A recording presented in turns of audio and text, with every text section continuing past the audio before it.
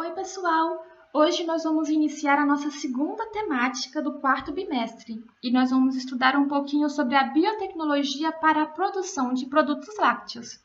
O nosso foco nesta segunda temática será a produção de iogurtes. Só que como o foco são os produtos lácteos, então nada mais justo do que começarmos nossa primeira aula comentando um pouquinho sobre as características do leite. Então, vamos lá, vamos começar essa aula, mas antes de mais nada, caso vocês tenham alguma dúvida, pausem o vídeo, me mandem uma mensagem, não importa o horário, que eu responderei assim que possível. De acordo com o artigo 475 da RISPOA, ou seja, do Regulamento da Inspeção Industrial e Sanitária de Produtos de Origem Animal, entende-se por leite, sem outra especificação, o produto oriundo da ordenha completa e ininterrupta em condições de higiene de vacas sadias, bem alimentadas e descansadas. O leite de outros animais deve denominar-se segundo a espécie que o proceda. Ou seja, não é necessário falar de leite de vaca, porque fica subentendido que nós queremos nos referir a leite de vaca. Mas se nós queremos nos referir a leite de cabra, búfala ou outro animal, é necessário falar que o nome que é leite e o nome da espécie. Entendido?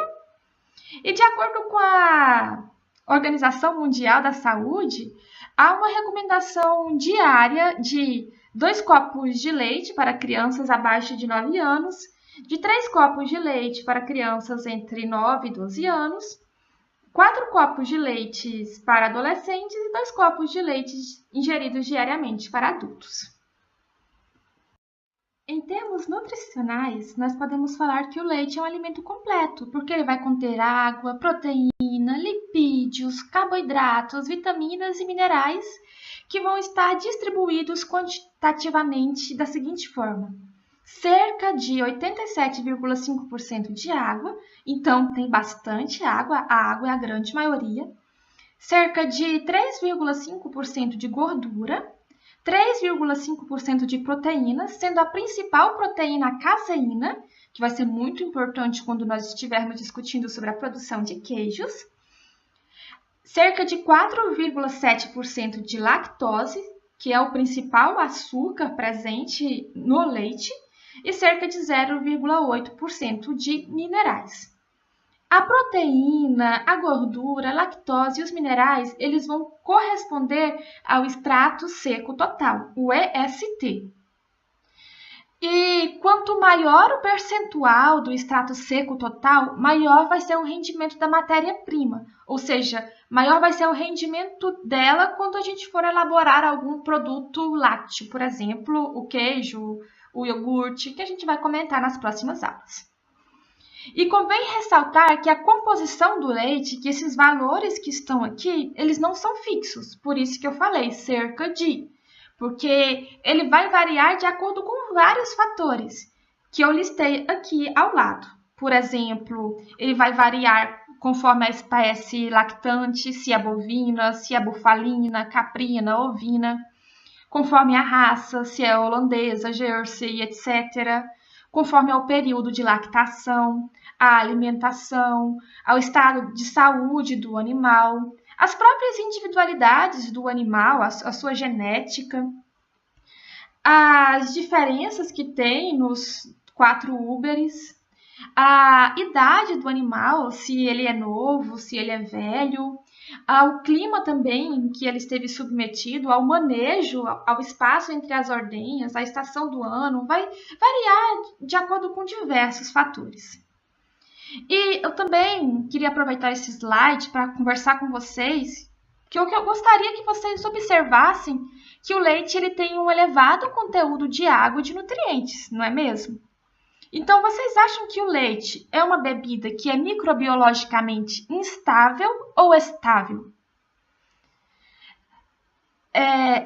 Vocês podem observar que o leite ele tem essa grande quantidade de nutrientes e uma grande quantidade de água, então isso faz com que ele seja facilmente povoado por micro-organismos que são deteriorantes. Ou seja, isso vai fazer com que o leite apodreça ou azede muito facilmente. O leite é praticamente o meio de cultivo, o meio de cultura ideal para diversas espécies de micro-organismos.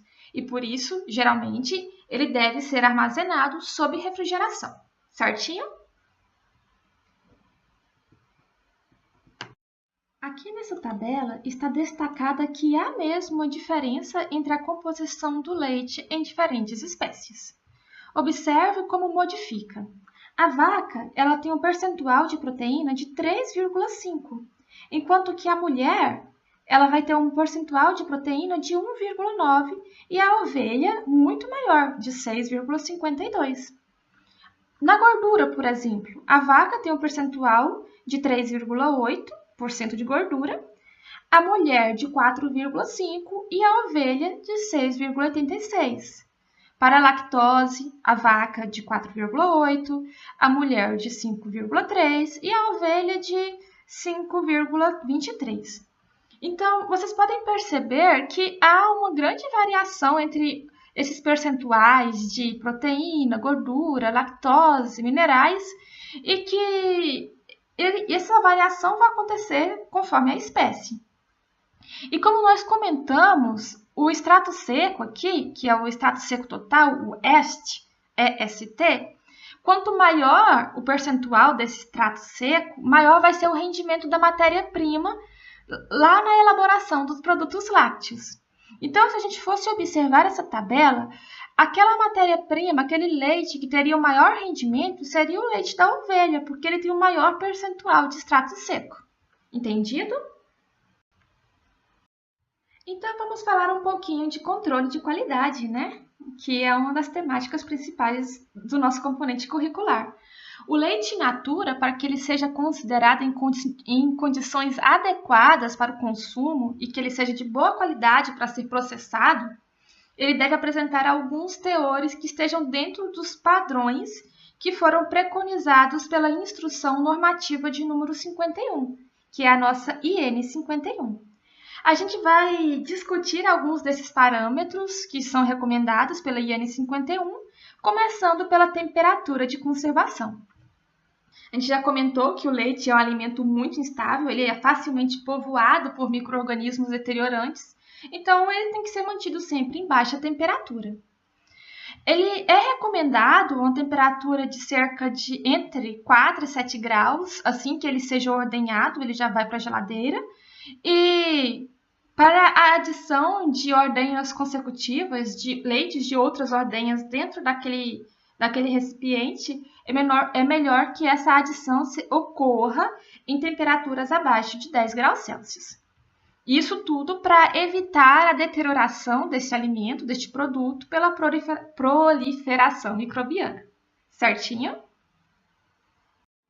A acidez é um parâmetro muito importante, porque ele vai indicar se o leite ele está propício para as próximas etapas da produção, por exemplo, a pasteurização. Dependendo da acidez, ele pode coagular durante a pasteurização, então não é interessante. E a acidez também pode nos indicar se esse leite foi adulterado de alguma maneira ou se ele vem de uma vaca doente. Pode indicar até mesmo se esse leite foi tirado no início da lactação ou já no finalzinho da lactação. Então é um parâmetro muito interessante.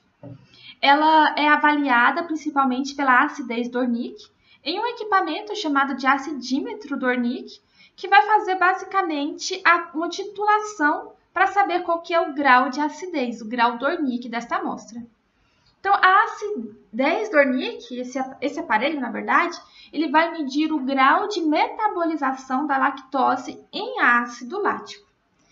A titulação que vai ser realizada é uma titulação com solução básica, geralmente é utilizado hidróxido de sódio. E a amostra ela vai ter um indicador. Então, você vai adicionar o hidróxido de sódio nesta amostra de leite com indicador e a lactose vai ser convertida em ácido lático até um determinado ponto. Então, esse é basicamente o procedimento. A cada 0,1 ml da solução de hidróxido de sódio que foi gasto nesta análise, ele vai corresponder a 1 grau Dornick ou a 0,1 grama por litro de ácido lático. de acordo com a Instrução Normativa 51, é recomendado que o leite tenha entre 14 e 18 graus Dornick. Uma outra forma também de fazer a análise da acidez é determinando o pH. E a instrução normativa, ela indica que o pH do leite deve ser em torno de 6,7. Nessa tabela aqui, nós podemos verificar as características do leite de acordo com sua acidez Dornick ou com seu pH. Então, um leite normal, fresco, in natura, que é o recomendado, ele deve ter um pH entre 6,6 e 6,8 e uma acidez Dornick entre 14, 15 até 18. Um leite típico alcalino, que é aquele leite do final da lactação, ou leite de retenção, ou leite fraldado com água, ou até mesmo leite em que a vaca ela teve mastite, que é aquela inflamação na úbere, ele vai ter um pH mais alcalino. Então, é um pH menor ou igual a 6,9 ou uma acidez Dornick maior que 15. Se o leite ele for ligeiramente ácido, que é o leite do início da lactação, que é um leite que já está sofrendo, ou um leite que já está sofrendo algum processo de fermentação, então o seu pH ele vai ser de 6,5 a 6,6 e a sua acidez Dornick vai ser entre 19 e 20. Se o pH do leite ele for muito baixo, for de 6,4, a acidez Dornick de mais ou menos 20, ele não vai resistir ao aquecimento a 110 graus Celsius. Se for ainda mais baixo, de 6,3, ele não vai resistir ao aquecimento a 100 graus Celsius. E se ele for de 6,1, ele não vai resistir ao aquecimento a 72 graus Celsius. Então, nesses pHs aqui, ele não resiste a etapas básicas de pasteurização. E se ele for muito, muito baixo mesmo, 5,2, ele vai começar a flocular em temperatura ambiente. Então, ele já começa a flocular, a formar soro em temperatura ambiente. E no pH de 6,5 é o pH normal do soro, que pode ser utilizado para fazer ricota, por exemplo. Outro parâmetro avaliado no controle de qualidade do leite é a densidade. A densidade ela deve estar em um valor entre 1,028 a 1,034 em temperatura de 15 graus Celsius. E se ela estiver em um valor menor do que esse, isso indica que a amostra pode estar fraudada com água, por isso que ela vai ter uma densidade menor. A gente sabe que a densidade da água é 1. E se ela tiver em um valor um pouco maior do que esse, quanto maior a densidade, maior seria o teor de gordura, de proteínas, o teor do extrato seco presente nesta amostra. Geralmente, a densidade ela é medida por esse aparelho aqui, que é um termolactodensímetro. Existem outros parâmetros físico-químicos que são recomendados pela Instrução Normativa de número 51, mas eu quis mostrar aqueles 4 para vocês, que eu achei que eram os principais, que pelo menos são os principais para vocês compreenderem os processos de produção de iogurte e de produção de queijo. Mas caso vocês tenham alguma curiosidade, vocês podem conferir a Instrução Normativa 51 ou dar uma olhadinha lá no nosso material complementar. Mas agora a gente vai falar um pouquinho sobre a pasteurização. Vocês lembram que eu comentei que o pH ele vai influenciar na estabilidade do leite durante essa etapa de aquecimento, de pasteurização. Mas o que seria pasteurização? Então, de acordo com a RISPOA, entende-se por pasteurização o emprego conveniente do calor com o fim de destruir totalmente a flora microbiana patogênica sem alteração sensível da constituição física e do equilíbrio do leite, sem prejuízo de seus elementos bioquímicos, assim como de suas propriedades organolépticas normais. Então, existem vários tipos de pasteurização que são discutidos na RISPOA, mas que a gente vai comentar alguns deles a partir de agora. Então, nós podemos dividir a pasteurização em 3 grupos. O primeiro seria o do leite LTH, que é o Low Temperature Holding, que seria a pasteurização lenta. Depois nós teríamos a do leite HTST, que seria a pasteurização rápida ou High Temperature Short Time. E o outro nós teríamos o do leite UHT, que é em alta temperatura, também chamada de esterilização, que é a Ultra High Temperature.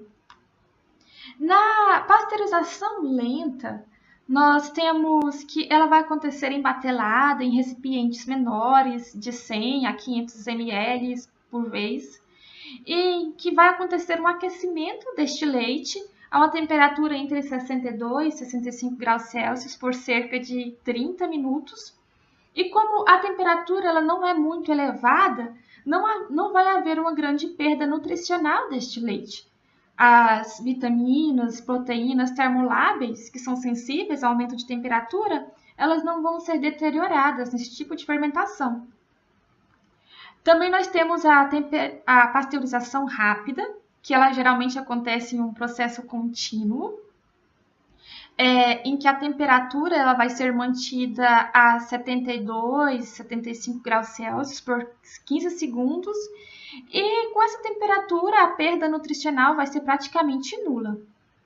E temos também a nossa etapa de pasteurização, formação do leite UHT, que é a nossa pasteurização ultra rápida.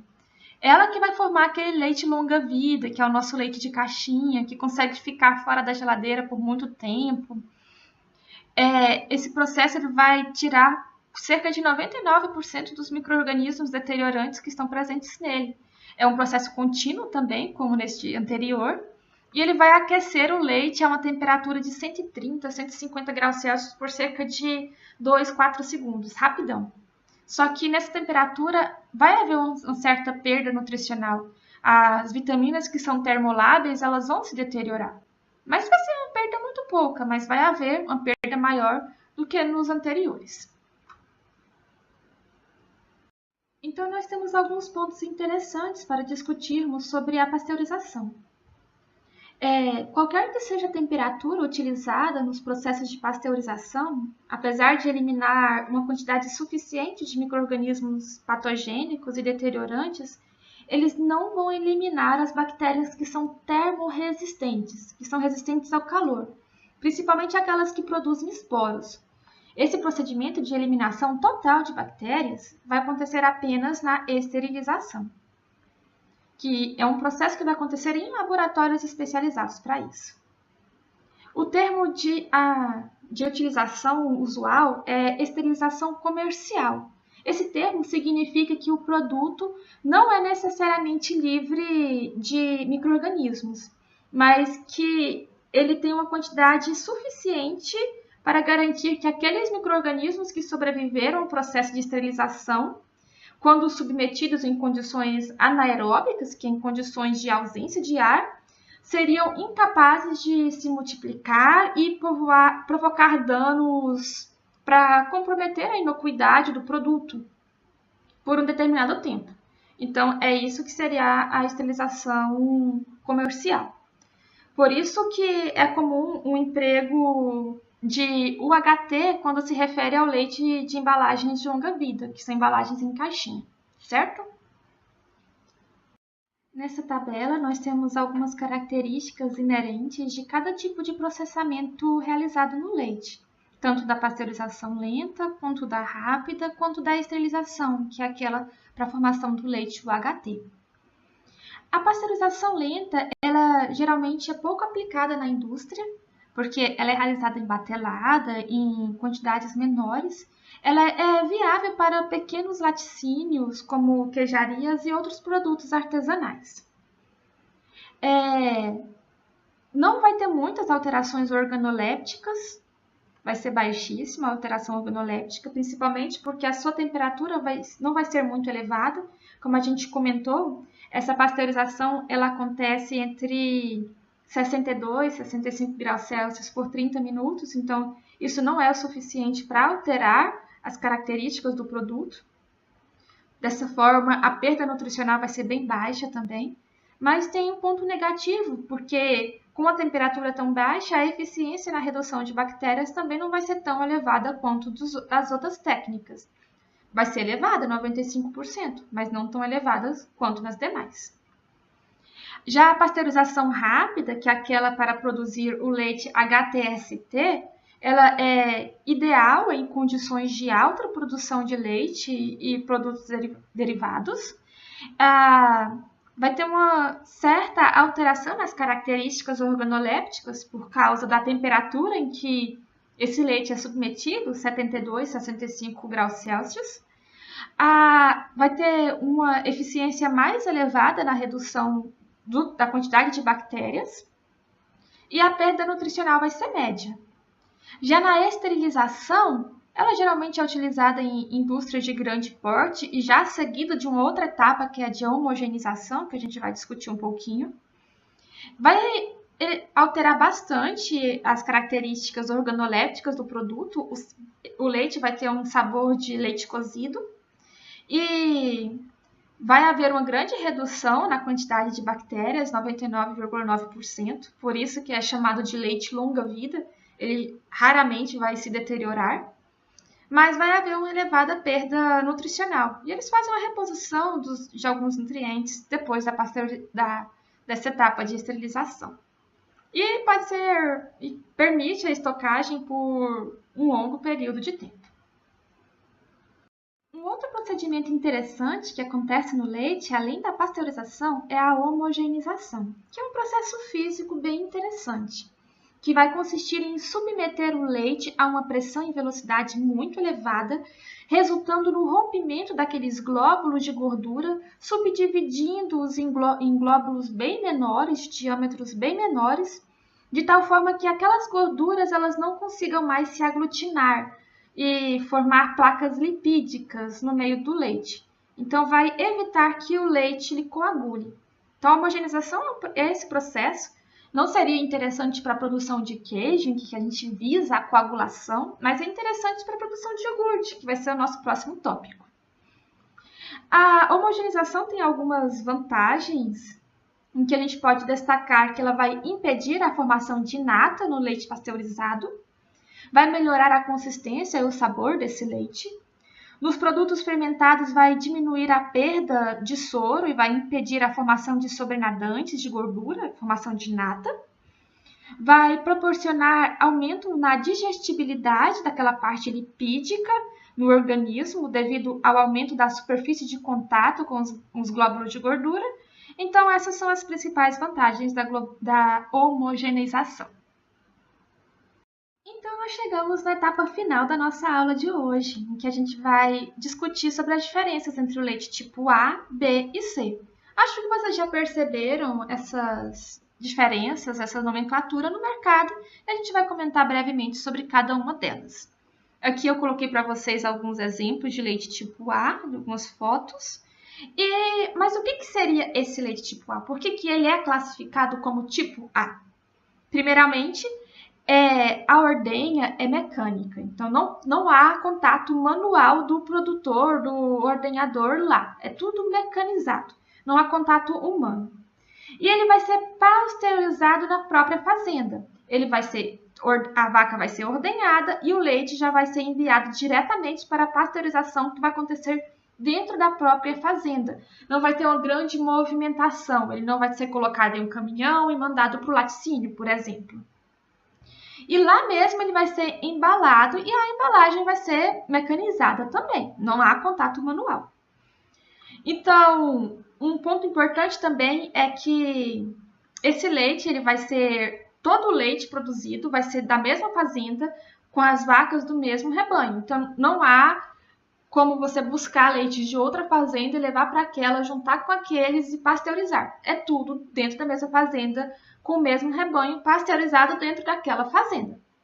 Isso faz com que a qualidade do processamento ela seja bem melhor e isso evita a concentração de contaminantes. Então, os leites de tipo A geralmente têm uma vida útil bem maior do que os leites de tipo B e de tipo C.